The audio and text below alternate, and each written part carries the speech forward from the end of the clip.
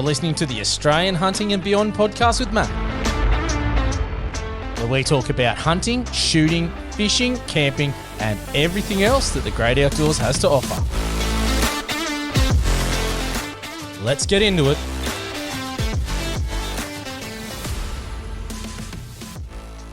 All right. I've been excited for this one because I've been binging your YouTube channel, and tonight I've got Paul on the show. So, Paul, mate, WASP Files, can you give people a bit of your background and how you got into this? And I have a million questions, so welcome to the show. Thank you. I came to the WASP Files from a relatively torturous route. Going back, I'm a filmmaker and a writer. And back in 2016, I was sort of shopping around for a project to do as a drama feature film, and happened upon the Port Arthur Massacre and thought no one's really done anything about this. So my initial intention in 2016 was to make a full-length drama feature film. And we were coming up on the 28th of April anniversary for that year. And I had to make a decision about whether I would announce my intention to make the film prior to the commemoration of that event. And I did decided to release a press kit, which just went viral, because I thought if I do it after the commemoration, the press will ignore it. But it just created a flurry of media attention. And there was a lot of criticism, of course, and I was interviewed on the project with our old friend Waleed Ali. But it gained a lot of traction and a lot of interest. And since then, I've spent 8 exhaustive years in investigating the Port Arthur Massacre in relation to wanting to make the film. And I wanted to dig deeper than most. So rather than just accept what I'd read online, I wanted to interview firsthand the people that were involved, the first responders, the police, the survivors, people that knew Martin, had grown up with him. So I dug deeply, and the more I dug, the more I went, this story doesn't add up. I'm a very scientifically minded person. I find the term conspiracy theorist repugnant. I don't consider myself that at all. I prefer to use the term alternate narrative and free thinker. I was always brought up to ask questions, particularly in the absence of information. And with Port Arthur, there was an absence of information. I found that all the hard facts that the media are so quick to proclaim were locked down, that I couldn't get access to these. So I continued on that process for many years, and I still fully intend to make my own feature-length film about the Port Arthur Massacre. But I felt that I needed to give something back to the supporters who really wanted to see a project on that very tricky topic matter come to fruition. And I was interviewed by somebody on a podcast about it many years later, and it gave me the idea to create the WASP Files so that I could at least help people, educate them about what they don't know about the Port Arthur Massacre and what the media certainly won't tell them. So here we are many years later, and the WASP Files has gained a lot of traction and momentum, and I believe I've ruffled some feathers. Look, I don't doubt that.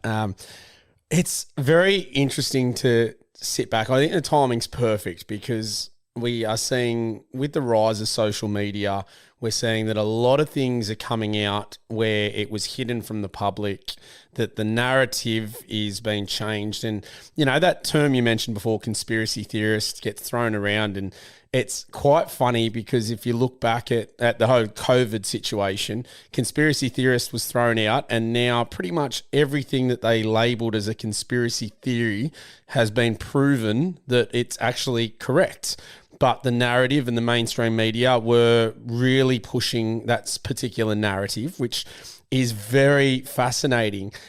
And it makes you question what else, if they could do that with sort of COVID, what else could they have done that with? And that's why I guess I came across your YouTube channel.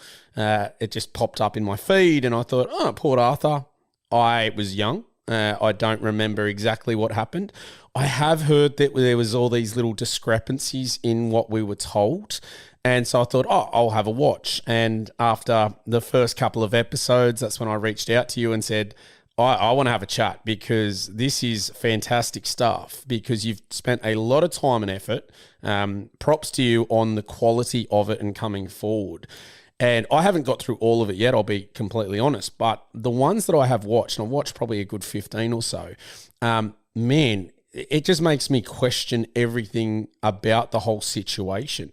It's insane.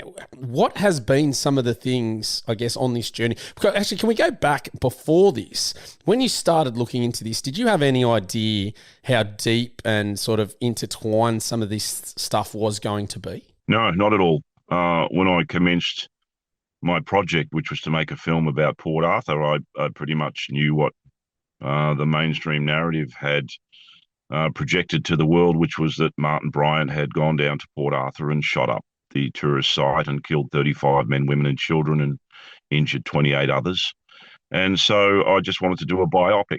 And it was only after doing some deep diving and some exhaustive research that all of the questions, for which there were no answers, rose.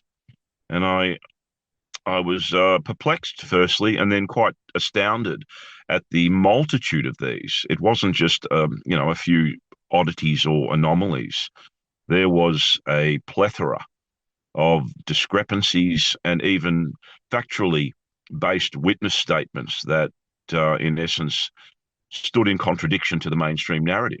So it was astounding. And I sort of felt that it needed more questioning, and I was trying to get answers. So that's when I began that process. And I also found at that point, that was when I was becoming aware that there was a very dedicated agenda to shutting down anybody questioning an event such as this. And I've often said that people often forget that this was, at the time, one of the biggest mass killings in the world by a lone gunman. And by law, it should have mandated a coronial inquest or a royal commission and certainly a trial, an open trial. And we had none of those.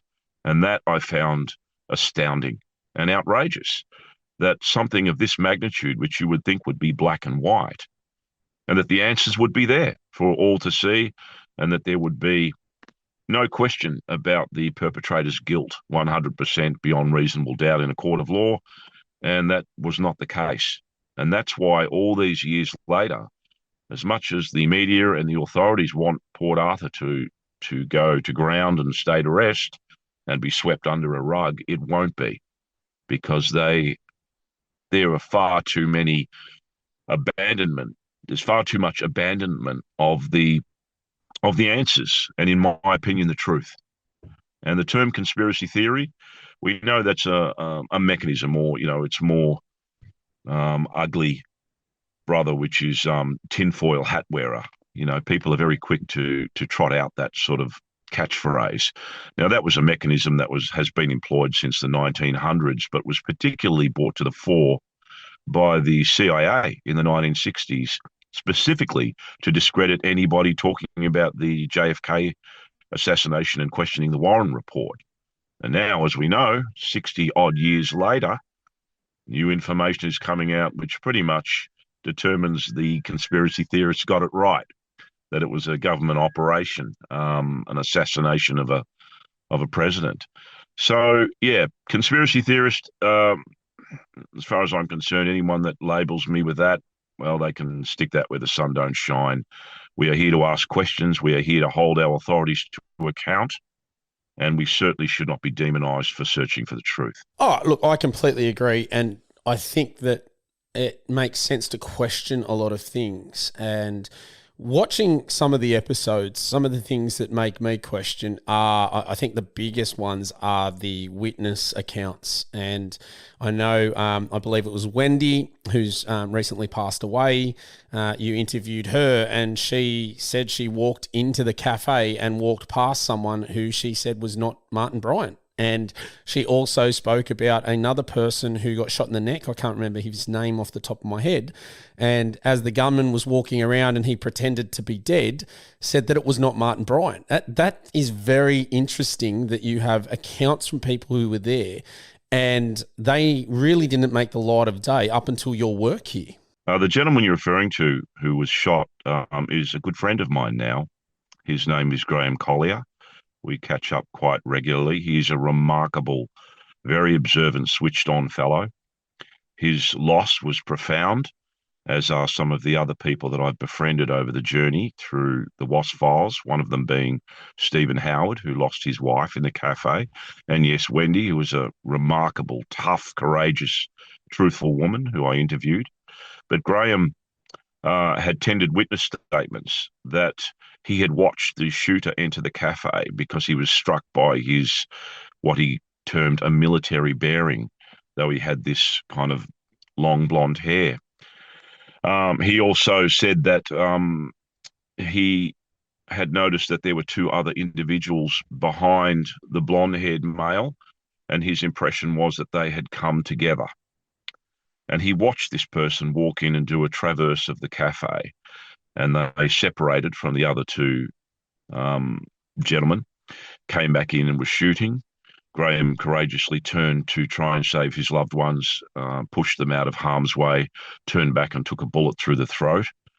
It came out through the back of his neck and blew his teeth out, and he lay on the ground drowning in his own blood.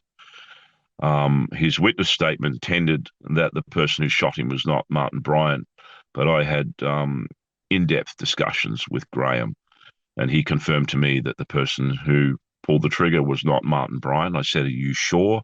He said 100%.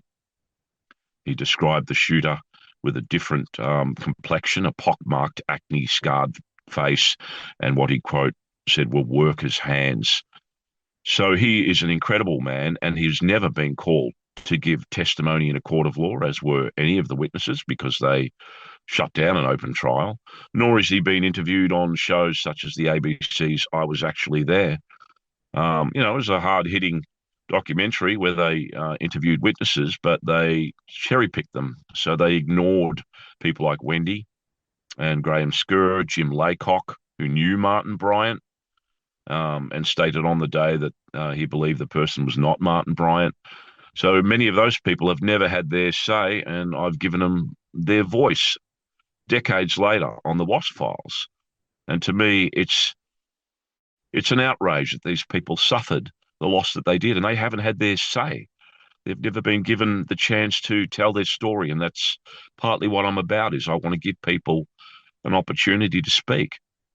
So, yeah, there are many holes in the mainstream narrative from first-hand witnesses that were there, and they deserve their day in the sun. Well, we're not going to be able to talk about all of it today because, there's so many discrepancies. And that's the concerning thing for me, is that uncovering some of these things and watching what you are showing has been an eye-opener, to say the least. But let's talk about a few of the different ones just to give people a bit of a glimpse into it. And I really encourage everybody to jump over to YouTube, look at the WASP Files, go through them, because it's fascinating, fascinating stuff. Let's talk about the gunman went into the cafe, and you talk about a camera that was taken in and accounts of that camera being taken in by that person, but that's gone missing and was never talked about. That is one of many inconsistencies with the story and unanswered questions. So the whole argument pretty much is the identity of the shooter at the Port Arthur historic site, and then later on at the siege that took place at Seascape Cottage. So I spoke to the New South Wales forensics police, who, quote, crawled all over that cafe, in essence gathering crucial forensics evidence, which would be DNA, fingerprints on the food tray that the gunman had handled prior to the shooting, discarded shell casings, and an empty magazine from the firearm. And the idea was that they had contained the crime scene, which they hadn't, because it had remained uncontained and unsecured for 6 hours before the police arrived. But also there were reports that the gunman had gone into the Broad Arrow Cafe with a black video camera. And this was seen in a police training video that was later released when they were scanning across the aftermath of the cafe. And on the table where there was the food tray and the gun bag where the gunman had sat was a black video camera. So ostensibly, the notion is that the gunman had recorded the assault inside the Broad Arrow Cafe. This was also included in the film Nitram, which was a drama based on the Port Arthur massacre. And at the final scenes, they had the person portraying Martin walk into the cafe, sit down, have a meal, take out a video camera, press record, and then pick up the rifle and walk out of frame. That's all very interesting. And so I guess the notion was they could say, well, look, that proves that it was Martin because he filmed himself. There's only one problem. That tape has never seen the light of day. It was confirmed that a camera had been taken into the cafe by the police when they interviewed Martin Bryant, but it hasn't surfaced. It's never seen court. It's never been shown on any media to say, look, there we have video that is comprehensively Martin Bryant because he filmed himself. So where's the tape? And why hasn't it been shown? Why hasn't the ballistic evidence that I've talked about, the forensics and the DNA and fingerprints, which would comprehensively identify the shooter, ever been tendered in court? It's been locked down under the highest restrictive category with Chief Commissioner's eyes only for 75 years from the initial 30-year ban. We're talking 2091. So all this evidence that would comprehensively identify the shooter and to their to their I guess benefit, put all of this so-called conspiracy theory to rest, as if they release the hard evidence, but they won't, and that itself is suspect.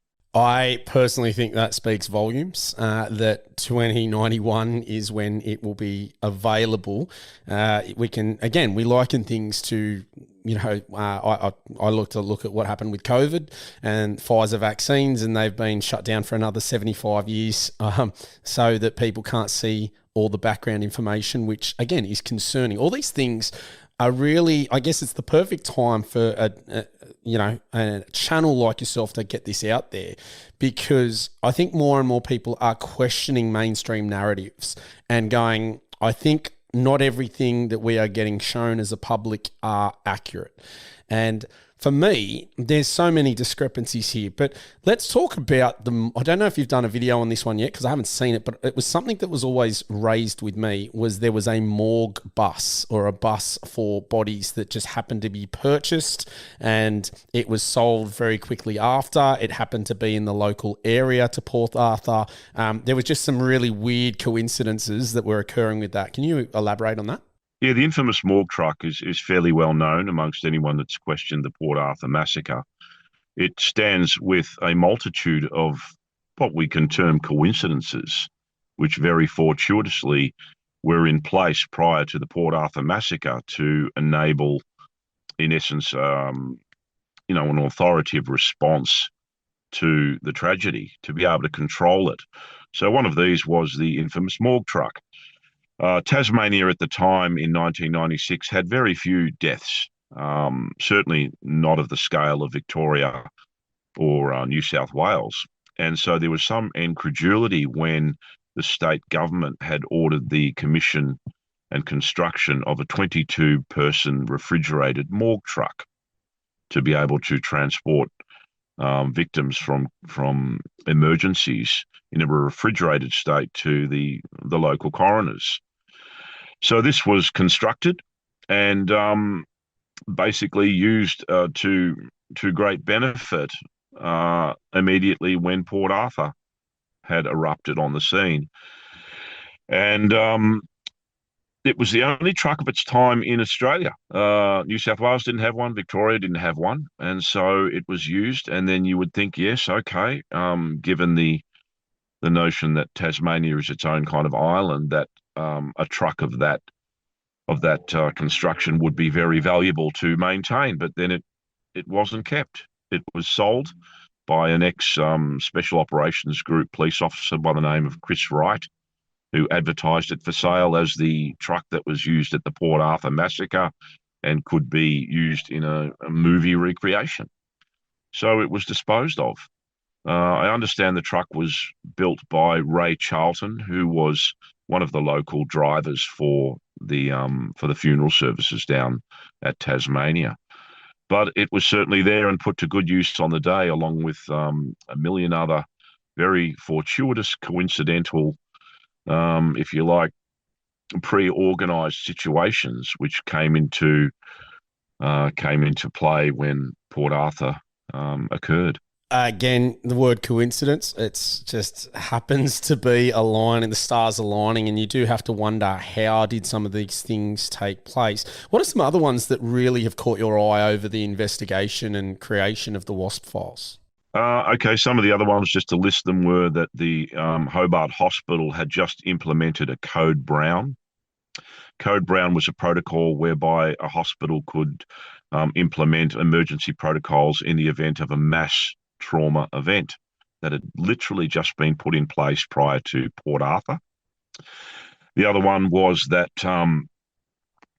there were the Port Arthur historic site had a managerial component to it, and in the 20 years since its operation, since the government had taken over the site, the managers had never been called away to take part in a conference, to discuss the operation of the site. However, they were instructed and directed to leave the site on that Sunday, the 28th of April, 1996, to attend a conference off-site about Port Arthur and to pack an overnight bag. So, coincidentally, and very luckily for them, they were off-site when the shooting occurred. This is the managers of the Port Arthur historic site. That was another coincidence. The other coincidences were, which were strange, were that Nelson Brothers in Melbourne had also commissioned the purchase of some mortuary refrigerated boxes. And there was a report by Stephen Parry, who was a senator at the time and also part of the funeral service, that he commended the Nelson brothers for the manufacture of these boxes ready for the incident, which people thought was an odd way of communicating that there was in essence, a pre-instruction to construct such a device.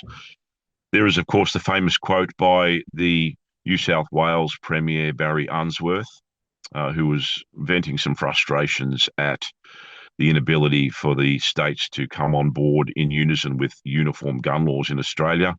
Apparently stormed out of the meeting and said there won't be any uniform gun laws in Australia until there is a massacre in Tasmania. Lo and behold, some months later there was.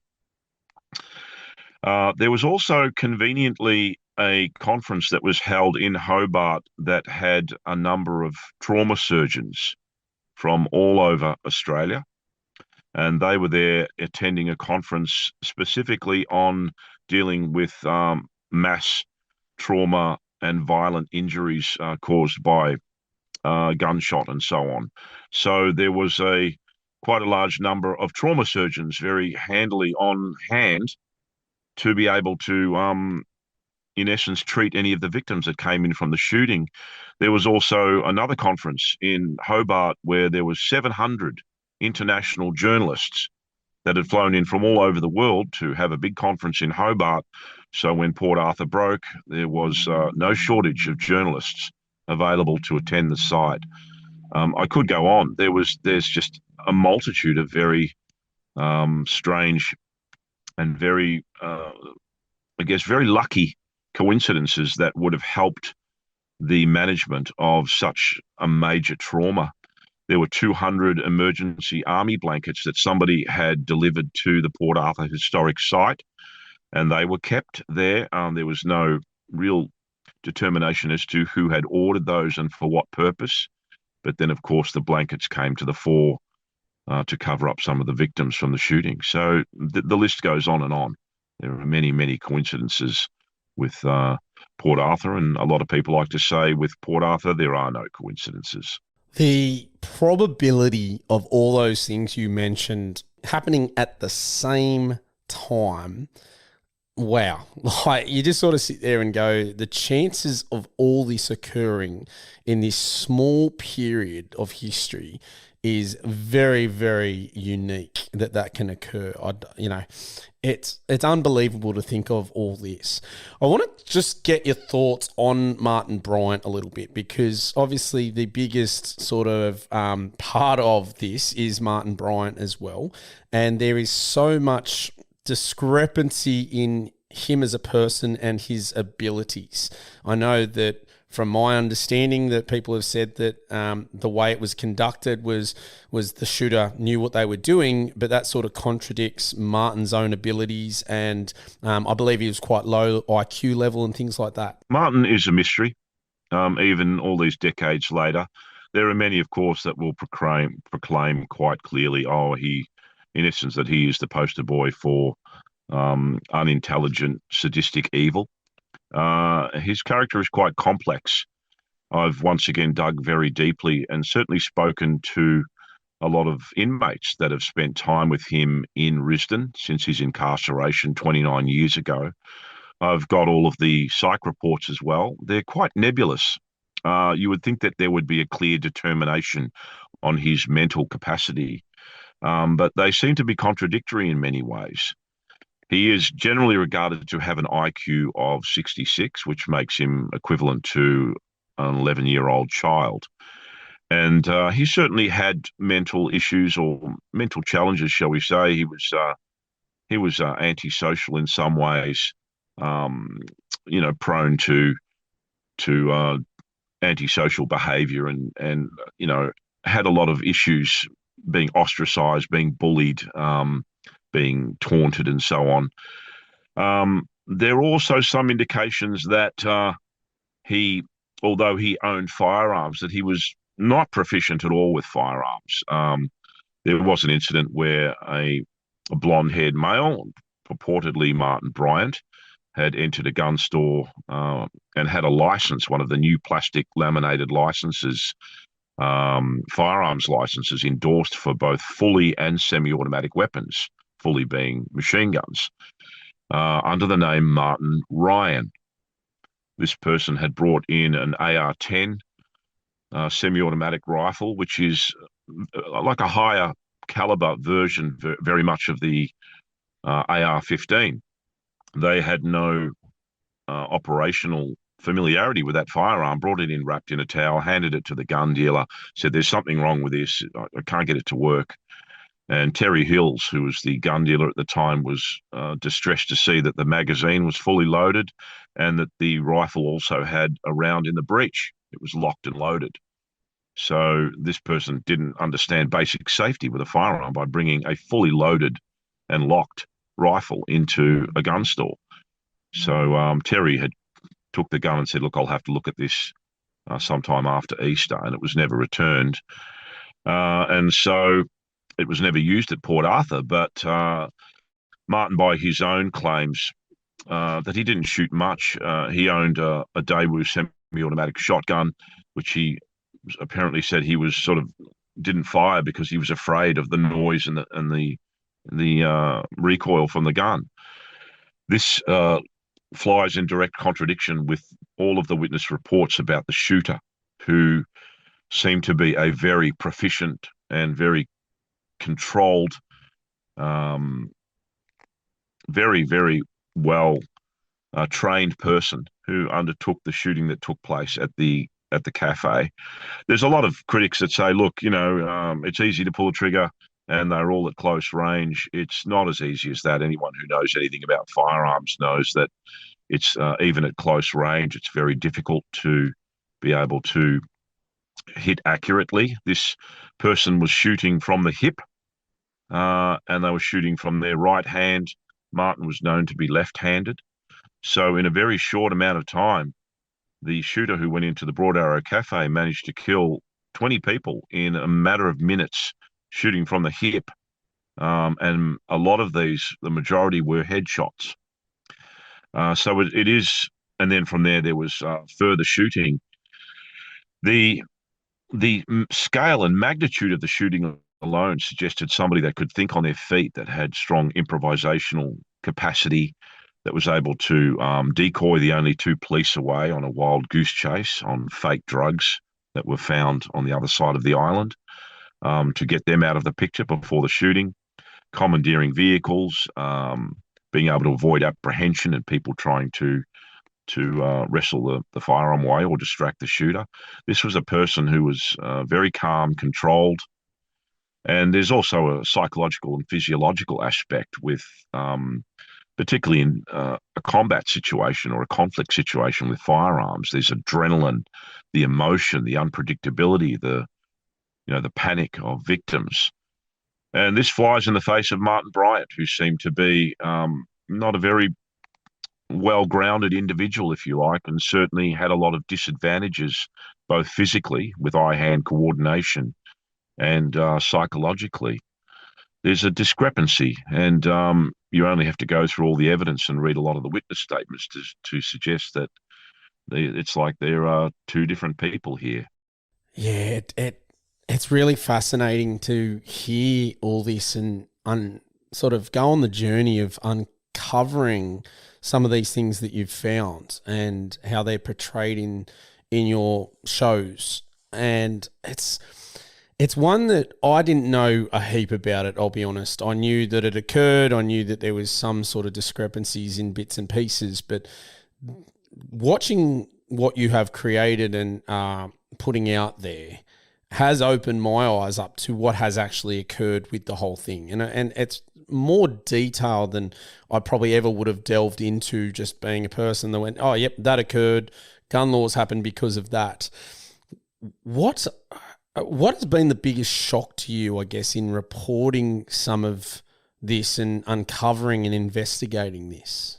Look, firstly, I didn't really want to be on this journey initially. It's a very grim and torturous journey. In many ways, I often describe that it's a thorn in my side. The thing that distresses me the most is not only that a lot of people that were directly affected by the massacre, and that includes the first responders and the police, who I have the highest respect for, but certainly a lot of the survivors who were adamant in calls for a coronial inquest. Because one major issue of these, which is in some ways associative but separate from the shooting itself, was that 7 people in the Broad Arrow Cafe directly lost their lives because a fire exit door on a government-controlled site was nailed shut. They couldn't get out, and they were just stuck at the fire exit door and gunned down mercilessly.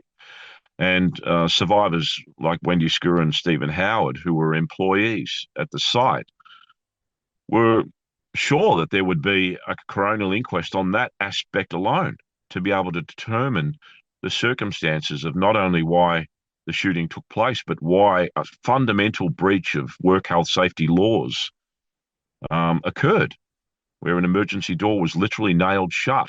The government had tried to cover it up and say that the lock on the door was inoperable. But Wendy Skua, in her interview on the WASP Files, and has testified that one of her colleagues, her husband, had been responsible for nailing the door shut to prevent theft from the nearby gift shop in the cafe. So that is a huge breach alone. And the shock for me is that something of this scale alone, and also that attribute, and the calls for the people that lost loved ones, that were injured, were in essence ignored, that their rights were trampled on, that they weren't given the chance at all to speak in court, that Martin Bryant was never cross-examined. In the 29 years since he's been incarcerated, not one journalist has interviewed Martin Bryant, nor has anybody got access to the forensics and ballistics and DNA that would comprehensively identify the shooter. The media don't have access to that either. And as I've stated before, some of the first-hand crucial witnesses that contradict the mainstream story have never been interviewed. Now, that's an outrage as far as I'm concerned. It's not that anyone wants to glorify Martin Bryant. If Martin Bryant was the perpetrator, then by all means, historically release the information. He's been locked away. They'll never let him out. I very much doubt there will be a coronial inquest, though I am implementing some legal moves in relation to the legal processes, which also form an abandonment of due diligence in relation to Port Arthur. But if he is the guilty party, then there should be no reason why all of that information and that testimony should be heard, should be presented to the public. But of course, we know that the general rule of thumb is that we are told it's a need to know basis, and we don't need to know on many things, including COVID. They lock down this information. It's all about who controls the information, and the media works in lockstep with the government to just control what we are fed and what we are told, and woe betide anyone that has the courage to question events. They're just shut down, they're ridiculed, they're demonized, they're labeled, and this is Australia. You know, we're supposed to be the lucky country and transparency and accountability for our government, and that is certainly not the case. So that's what aggrieves me the most. If any of you out there think that we live in a free democracy, think again. Yeah, that fascinates me in the sense that we are so, and I think it's getting worse now with algorithms and social media, and how much control the media can paint a picture or shut things down. And we have an e-safety commissioner who wants to shut down freedom of speech and putting things out there so that people can't have control over the information that they get, which is concerning because it's not always accurate and people make mistakes, whether it is planned or not. It's one thing that you really do have to think about. Okay, so super interesting, just so many things here. How did you, I know you sort of touched on how did you get involved, but I want to know what your position was prior to going through this. Were you always sitting there going that this doesn't make sense? Are you pro-gun? What's your positions and how have they changed over time after unpacking and learning more about this whole situation? I've been a shooter for many years. I was 30 years old when Port Arthur had occurred, and as a result, as many of us found, we had to hand in various types of firearms, semi-automatic rifles and pump-action shotguns.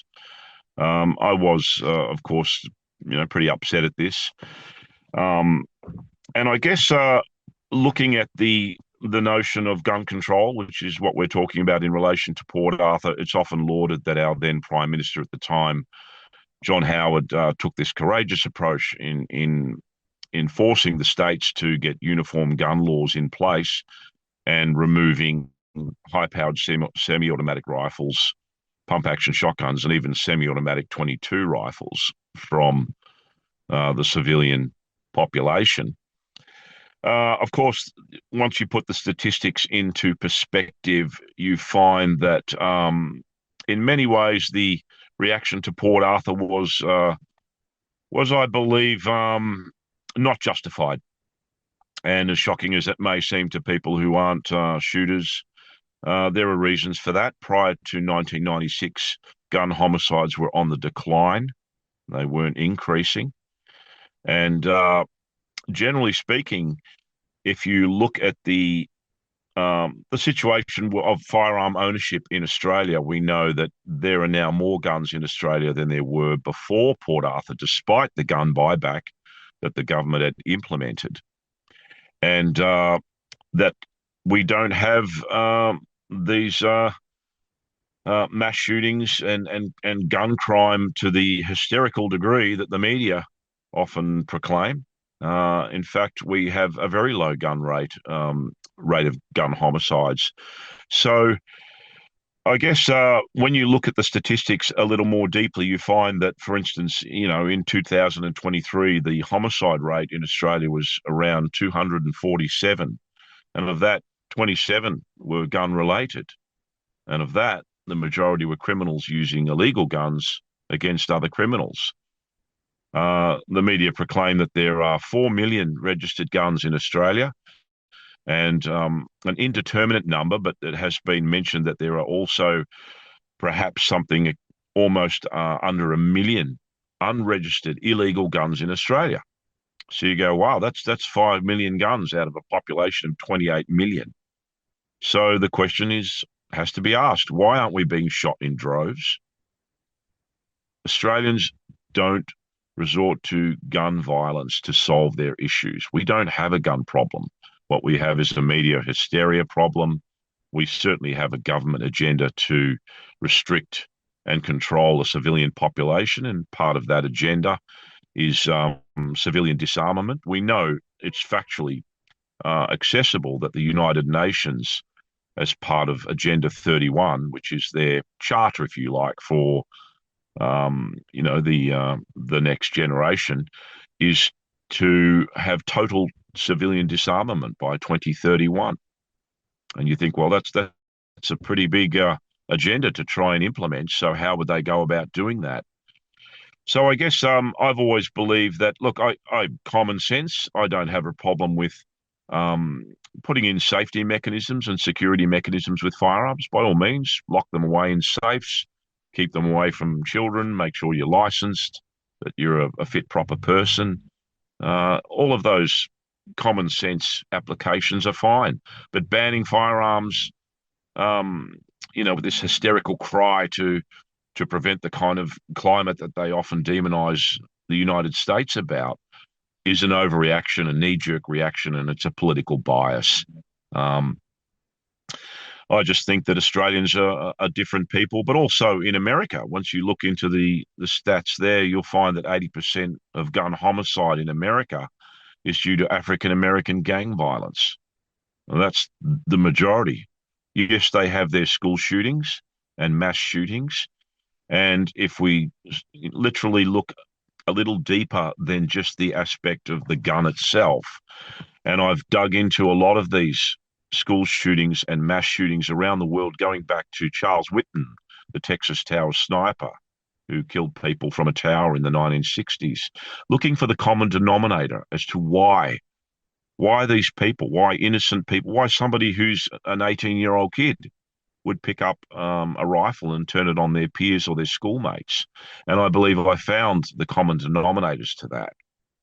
So going back through history, the generality is that most of these people are young. They come from good homes, and that they have some slight issues, maybe a bit of anxiety or slight depression and so on. And what I discovered was that in 1988, prior to 1988, there were virtually no school shootings in America, no mass shootings. And what changed after 1988 was the prescription of antipsychotic and antidepressant medication went up 400%. Now, these drugs, if you know anything about them, are quite dangerous. They have very dangerous side effects, including the implementation of a reckless behavior and even initial suicidal and homicidal urges to the people to which they're prescribed to. So you get these kids that are a little bit mixed up, and rather than getting proper mental health support, they are fed these very dangerous drugs. They become isolated. They get lonely, and then that loneliness turns to anger. They have access to high-powered firearms, and then you've got a ticking time bomb. But not enough of a finger has been pointed at the pharmaceutical companies and the medical fraternity for the over-reliance on prescribing prescription medication. Port Arthur is not about gun control. It's about the lack of mental health support. It's about our porous borders. We know that criminals can, with impunity, get their hands on illegal firearms. That's where the focus needs to be directed, not towards law-abiding firearm owners who do the right things. There's also some catastrophic failures on the part of our authorities. In many of the shootings, particularly the recent one that took place in Queensland, I believe the question has to be asked, what was the managerial position to send inexperienced young constables to a rural property where they knew that the owners had firearms and were in some ways hostile towards police? Why were not the special operations group on point at that environment, that location? as opposed to sending inexperienced police officers into a potentially lethal situation and where they lost their lives. The other one was John Edwards, who was a person having a divorce proceeding with his wife, and he tried to join two pistol clubs in the New South Wales. And the way he was talking, they said, "No, we're not going to give you membership because of your attitude towards your ex-partner, and you need to be a member of a pistol club to get a pistol license." And so he was denied entry. And then, of course, the New South Wales police issued him a pistol license, and he purchased pistols and went and killed his two children. So there are some questions, particularly also the one with Port Arthur was the origin of the Colt SP1 or AR-15 as it's known, where it came from. And the Herald Sun did an investigation and discovered that that firearm had been handed in Victoria in 1987 by a farmer by the name of Bill Drysdale in Yea, Victoria, under John Cain's ban following Hoddle Street and Queen Street.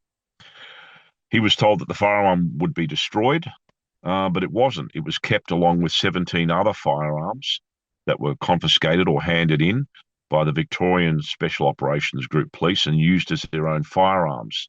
They were illegally re-registered through the Licensing Regulation Division, and then they were sold to a gun dealer by the name of Garnet Featherstone of Granite Arms in Bendigo, who then on-sold them down to Tasmania. They have it on good authority that firearms that were handed in under gun bans in states went out the back door and straight down to Tasmania where they could be sold at the day. So the person responsible for putting the Colt SP1 AR-15 back on the street was not a law-abiding firearm owner, it was the police. So when you get failures of the authorities that are meant to control and manage the ownership and use of firearms, failing in that duty, which lead catastrophically to deaths, then you have some serious questions about who the fingers get pointed at. It always makes me question how people believe some of the media sort of perspectives and that guns are dangerous because, as you just mentioned before, I think we've got 4 million registered guns here in Australia in a population of 28 million. If that was a problem, we'd know about it because that's a lot of firearms and a lot of people with access to firearms, and there isn't that issue. The issue with firearms is, the criminals, and by making guns harder to get or confiscating on different, like we've got appearance laws here in New South Wales, which I think are the dumbest things in the world. You sit there and question, how do we get to this stage? How have we got there? And I think we spoke previously before the podcast talking about Chicago being a perfect example. I think firearms are completely illegal in Chicago, and yet it has one of the worst homicide rates and shooting rates in America. And again, it's criminals, gangs shooting each other. It's not people that do the right things with them. And it's you wonder why the media don't actually portray this information accurately, and they cherry pick data or they hide things because it's unethical. And I just don't understand why, if they were not being instructed to, or what the gain is for it, or is it just sensationalism? Is it just to promote that fear-mongering of guns because that sells paper? Sometimes I don't know if that's the case or not. Oh, it's there could be a number of answers to that. I would say that it's either part of an agenda or that they're gutless, that they just don't want to tackle the salient issues. It's too easy just to sort of point a finger and demonize firearms themselves or law-abiding firearms owners. I mean, I'm in Victoria, and New South Wales has its problems, but we are in a crime spree here. It is out of control. There's a lot of crime here that it's not being reported, including firearms crimes. We've got a bit of a gang war going on at the moment between Middle Eastern bikies and gangs that are shooting people in broad daylight with handguns and illegal weapons. And, somehow they didn't get the memo. And we also have an issue where we've got an out of control gang culture, and in their wisdom, the Victorian Labor government has banned machetes because these people are fighting with machetes in broad daylight in places like malls. And just the other day, machete wielding individual was shot by police. So, you know, the answer to some of the deeper sociological issues relating to violence in our society, the government's general reaction is to ban sharp sticks. It's just ridiculous. We also, victims in our country generally have no rights. We have less rights than the violent criminals that are operating with impunity. They know that our government, for instance, has just in the middle of a crime wave cut funding to the judiciary and the police. Now, I support the police, I always have, but they are trying to police with one arm tied behind their back. They are instructed, they are politicized not to target certain individuals because of, whatever agenda at the time, cultural agenda is appropriate. So we have out of control youths and gangs that are causing major level crimes, home invasions, carjackings, violent attacks with edged weaponry and firearms. And in many cases, that's a revolving door court. They're back on the street. Our jails are full. They just can't find a place to lock people up. And yet we're supposed to just sit in our house and go, comply. We're told, comply. If somebody literally kicks in your door, this is happening in the area where I live. We have people kicking in doors in home invasions with machetes and go and give me the keys to your Audi. And there is very little recompense.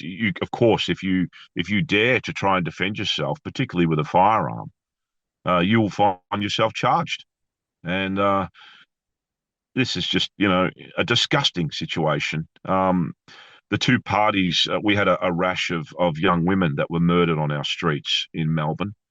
And there was a common sense proposal put forward that women be allowed to carry pepper spray, a non-lethal means of self-defense.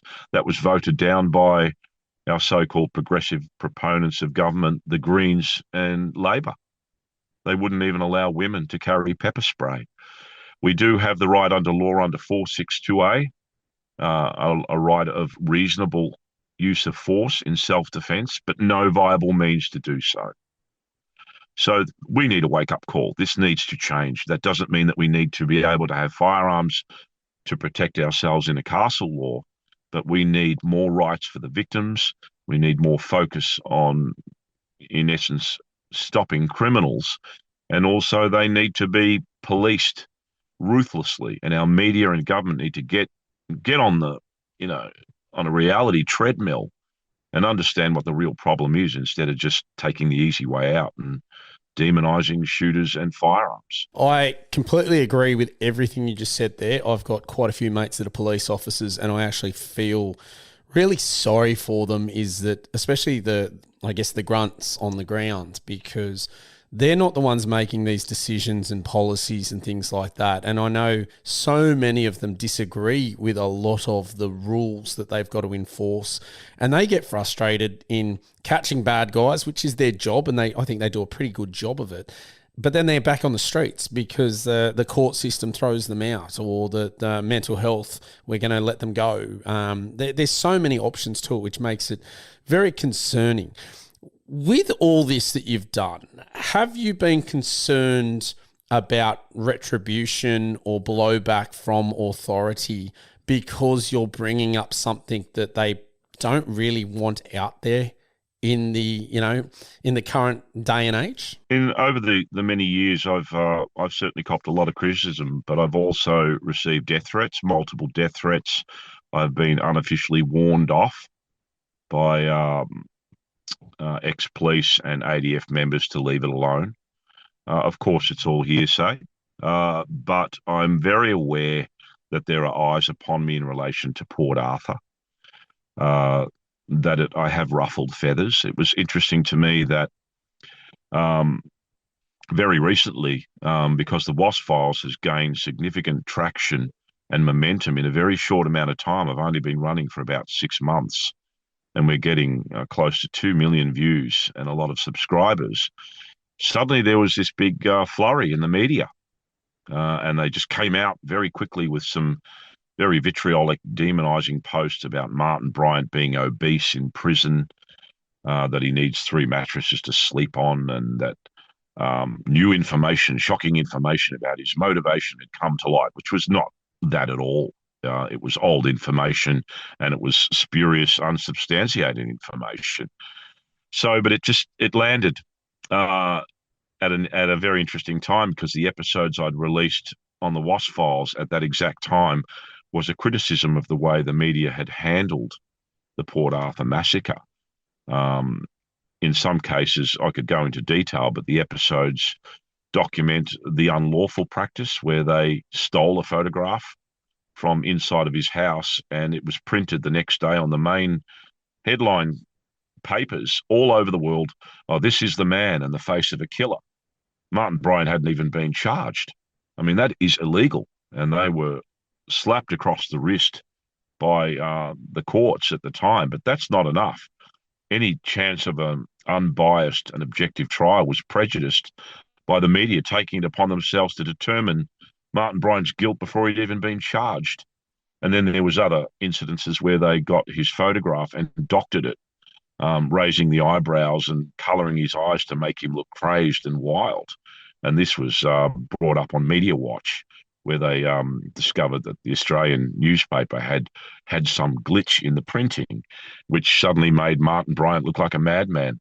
So yeah, there is a lot of, shall we say, agenda in essence to obstruct, delay, discredit, and in some cases lie about the events of Port Arthur and my attempts to get answers to the many unanswered questions.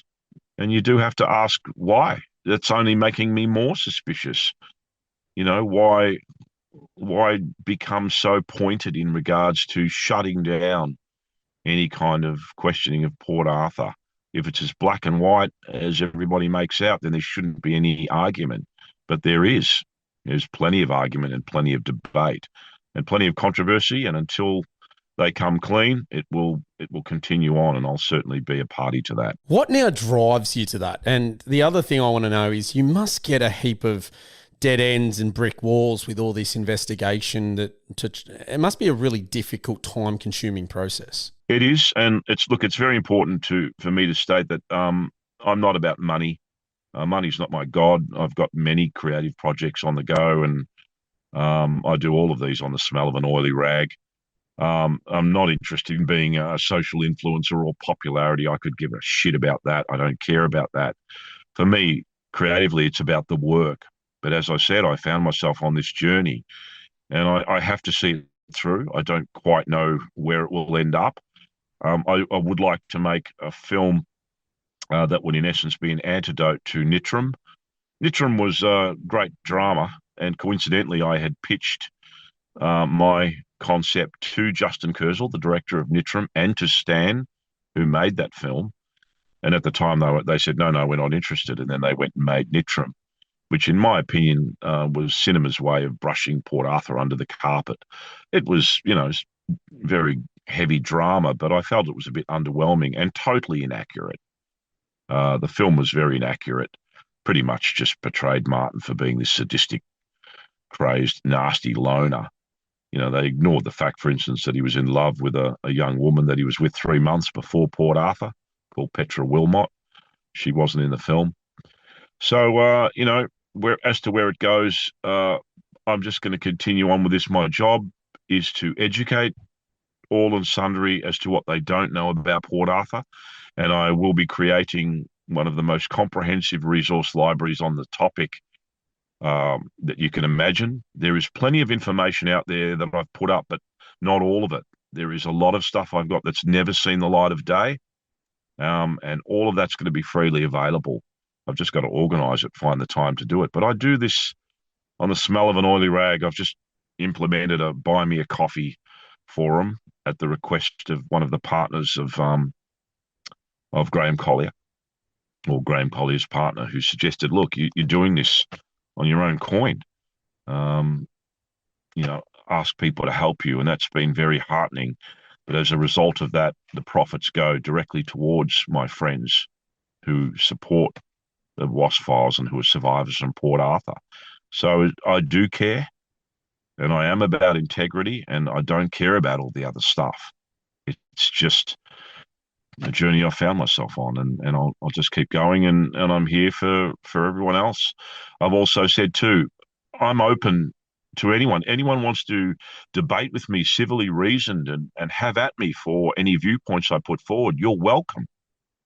I welcome my detractors and my supporters, but I find, unfortunately, that 90% of the people that are detractors are nasty. They use profanity and just label, tinfoil hat wearers, and they're rude, and they just get blocked and deleted as a matter of principle. Because, debate civilly, reasonably. Don't just cast mud, behind your keyboard. That doesn't achieve anything. We're all here to try and find answers. That's what I'm about. Well, I'm glad you are, and I'm glad you are doing what you're doing, because it was such a big event in Australia's history, and I don't think it has been portrayed accurately, and it was a catalyst to what we now have with our current gun laws and the reforms that took place. So I'm glad you are putting this information out there. As I said, I'm not completely all the way through, but I will be making sure I do watch all of them, because they have been unbelievably eye-opening, and I've learnt so much more about the actual what took place from what you are doing. So I thoroughly appreciate that, and I would absolutely love everybody that listens to the podcast, jump over onto YouTube, check out the WASP Files, watch it, learn a heap that you may or may not have already known. I can't wait to see where you go in the future with it, Paul, and what more information comes to the light of day for people like myself. And as always, if you can support him, please check out the Buy Me a Coffee and help him out. But, mate, I have thoroughly enjoyed talking to you. I know we could probably go on for hours, but I know you're a busy man, and so am I. So, mate, thank you for your time. Thank you for coming on the show. And, mate, I wish you all the best with it in the future. I'll put all the links in the notes and the show notes for people to access and go through, and I'll put it out on social media as well. Mate, keep doing what you're doing. It's fantastic. And, mate, thank you for coming on. Pleasure. There'll be new episodes every Tuesday night, so I'll just keep going with this. Just a quick final one for everyone. One of my favourite sayings at the moment is, don't be the last man standing at Kabul airport. When everyone was trying to get out of the country when the Americans left it, and they were, oh, don't worry, the authorities will get the planes and get us out there, and they ended up clinging to the undercarriage of the planes and falling to their deaths. You cannot rely on your government. Do not ever trust your government or the authorities. Everybody needs to be able to be self-reliant and look after themselves if things go awry, because your government won't do it for you. So, yeah, stand strong, look after yourself, and be your own person. I couldn't agree more. We see what's going on, and it doesn't matter what party's involved. I don't honestly think that they do the right thing by the citizens as much as they definitely could. So, all right, guys, I hope you've enjoyed this one. I know I have. Bye for now. You've been listening to the Australian Hunting and Beyond podcast with Matt. Thanks for tuning in, and can't wait to catch you next time. But in the meantime, if you want more, you can find it at linktr.ee/Australian Hunting and Beyond. That will give you our YouTube, Instagram, X, Facebook, you name it. We'll catch you next time.